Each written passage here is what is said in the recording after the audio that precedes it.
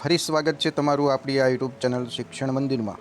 તો મિત્રો, હાલમાં એવા ન્યૂઝ મળી રહ્યા છે કે નવી વિદ્યા સહાયક ભરતીના શ્રી ગણેશ થઈ રહ્યા છે મિત્રો। તો આ અંગે જોઈએ તો ગાંધીનગરથી એક મહત્ત્વનો ભરતીને લગતો પરિપત્ર જાહેર કરવામાં આવ્યો છે। તો હવે આ ભરતી થવાની 100% શક્યતા છે મિત્રો। તો ઘણા બધા ઉમેદવારોને પ્રશ્ન હશે કે શું ખરેખર કચ્છ ભરતી 1 થી 8ની સાથે થશે, તો એના વિશે પણ થોડીક માહિતી આપવાની છે। અને બીજું કે જે જિલ્લા પસંદગી 6 થી 8ની અટકી છે, તો હવે આ 6 થી 8ની જિલ્લા પસંદગીને આ કચ્છની ભરતી શું અસર કરશે, તો તેના વિશે પણ થોડીક માહિતી આપવાની છે, જેથી કરીને દરેક ટેટ મિત્રો માટે આ જાણવું જરૂરી છે। તો મિત્રો, સૌપ્રથમ તો આપણે ગાંધીનગરથી જે પરિપત્ર જાહેર થયો છે તો તેના વિશે થોડીક માહિતી મેળવીએ।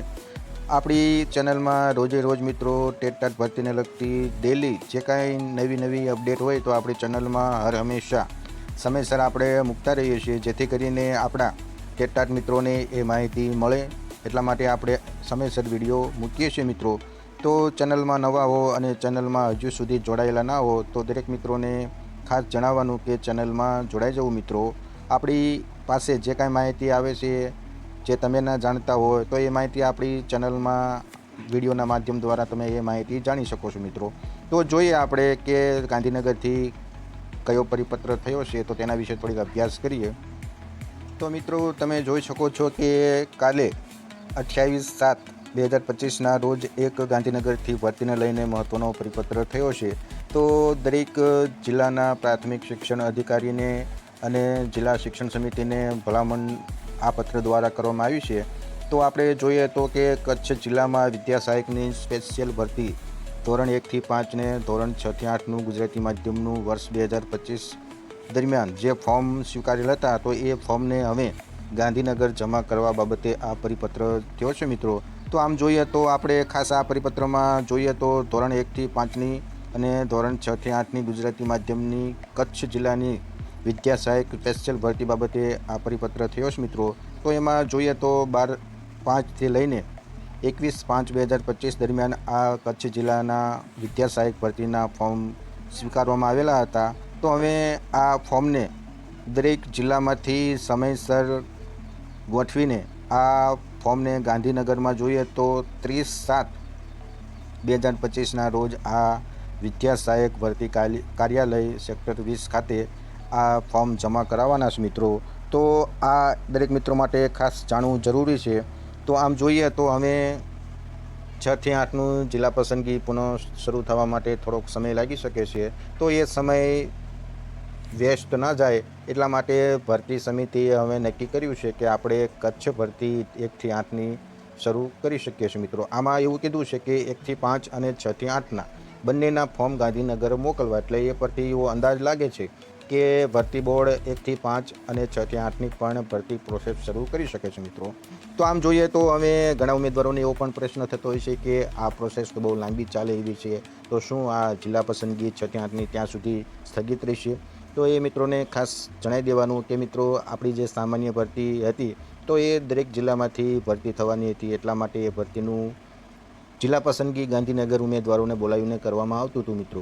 પરંતુ આપણે આ કચ્છ ભરતી જોઈએ તો માત્ર ને માત્ર કચ્છ જિલ્લા પૂરતી હોવાથી એટલે હવે ગાંધીનગરમાં જિલ્લા પસંદગી તો થવાની નથી મિત્રો। આપણે જાણીએ છીએ કે જે કાંઈ હવે શાળા પસંદગી હોય તો એ શાળા પસંદગી તો જિલ્લામાંથી થતી હોય છે। હવે આ ફોર્મ ગાંધીનગર મોકલવા કહેલું છે, તો આપણે જાણીએ છીએ કે ભરતી બોર્ડનું માત્ર ને માત્ર આ કચ્છ ભરતીમાં જોઈએ તો એક તો ઉમેદવારોની યાદી બનાવવી, બીજું કે યાદીના આધારે, કેટેગરીના આધારે, વિષયના આધારે ઉમેદવારોનું કટ ઓફ મેરિટ મૂકવું। તો આ મુખ્ય હાલ જોઈએ તો ગાંધીનગરમાં આ ભરતીને લઈને અધિકારીઓની કાર્ય બાકી રહેશે મિત્રો।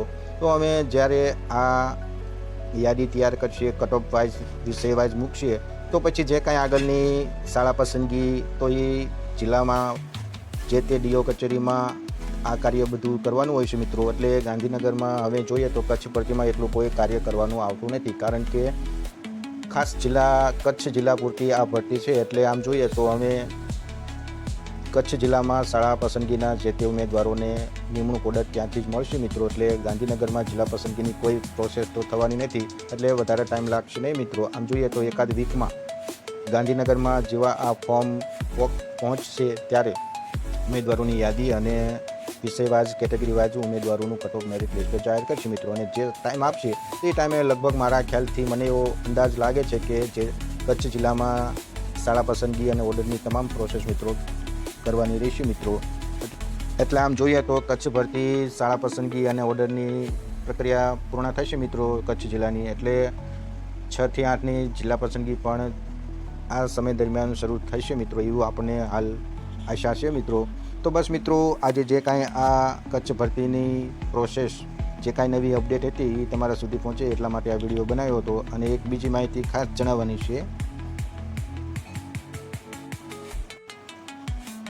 તો જે રીતના મિત્રો નિવૃત્ત શિક્ષકોની ભરતીને લઈને સરકારે જે પરિપત્ર કરેલો અને તેની પૂરા ગુજરાતમાં અને ઉમેદવારોમાં આ પરિપત્રની ટીકા થયેલી, ત્યારે મેં તમને કાલે વિડીયો દ્વારા પણ માહિતી આપી હતી કે ટૂંક સમયમાં સરકાર આ પરિપત્રને રદ કરી શકે છે. તો જોઈએ તો કાલે આ પરિપત્ર રદ થયો છે મિત્રો. તો એ દરેક નવા ટેટ ફેસ મિત્રો માટે આ સારી વાત છે કે આગામી સમયમાં જે કાંઈ હવે આ નવા ઉમેદવારોથી ભરતી થશે તો ઉમેદવારોને પણ રોજગારી મળશે મિત્રો. તો બસ મિત્રો, આજના આ વિડીયોમાં જે કાંઈ આપણે કચ્છ ભરતીને લઈને ડોક્યુમેન્ટ ગાંધીનગર જમા કરાવવા બાબતે જે કાંઈ પરિપત્ર થયો છે, તો અમે આશા રાખીએ કે આ કચ્છ ભરતી ટૂંક સમયમાં શરૂ થાય અને ટૂંક સમયમાં આ ભરતીનો નિકાલ આવે, જેથી કરીને જે આગળની અટકેલી ભરતીઓ છે એ સમયસર શરૂ થઈ જાય એવી આપણે વિડીયોના માધ્યમ દ્વારા સરકારને પણ વિનંતી કરીએ છીએ કે તમે ઝડપી બને એમ સમિતિની રચના કરો, ઉમેદવારોની તપાસ કરો અને રિપોર્ટ હાઈકોર્ટને આપો. અને હાઈકોર્ટ પણ હવે આ અમુક ઉમેદવારોને લીધે મોટાભાગના ઉમેદવારોની ભરતી અટકાવી છે, તો એ ભરતીને પણ સમયસર ફરીથી શરૂ કરવાના આદેશ આપે એવી આપણે રજૂઆત કરીએ છીએ મિત્રો. તો બસ મિત્રો, જે કાંઈ આ માહિતી મારી પાસે આવી હતી એ તમારા સુધી પહોંચે એટલા માટે આ વિડીયો ખાસ બનાવ્યો હતો. અને એમાંય ખાસ કરીને ઘણા ઉમેદવારોને એવો પણ મનમાં પ્રશ્નો થતા હશે કે કચ્છની ભરતી શરૂ થશે તો અમારી ભરતી એટલે કે 6 થી 8ની જિલ્લા પસંદગી બહુ લેટ થશે. તો એ મિત્રોને પણ ખાસ કહી દેવાનું કે કચ્છ જિલ્લાની ભરતી રહી એ માત્ર કચ્છ જિલ્લા પૂરતી હોવાથી જે કાંઈ ડોક્યુમેન્ટ છે તો એ ગાંધીનગર બોલાવેલા એટલા માટે કે ઉમેદવારોની યાદી તૈયાર થાય, જેથી કરીને ઉમેદવારોની વિષયવાર અને કેટેગરી વાઇઝ કટ ઓફ જાહેર થાય મિત્રો. આટલી પ્રોસેસ ગાંધીનગર કરવાની રહેશે મિત્રો. બાકીની જે કાંઈ શાળા પસંદગીની ઓર્ડરની પ્રોસેસ તો એ કચ્છ જિલ્લાના ડીઓ કચેરીમાંથી બધા ઉમેદવારોની પ્રોસેસ કરવાની શક્યતા હાલ તો લાગી રહી છે મિત્રો. તો બસ મિત્રો, આ માહિતી હતી જે તમને પહોંચાડવાની હતી. તો આશા રાખું કે આ વિડીયો સારો લાગ્યો છે. વિડીયો પસંદ પડે તો વિડીયોને જરૂરથી એક લાઇક આપી દેજો અને આવી જ માહિતી મેળવવા માટે ચેનલમાં જોડાઈ દેજો મિત્રો. મળીએ નવા જ વિડીયોમાં નવી જ માહિતી સાથે. જય હિન્દ, જય ભારત મિત્રો.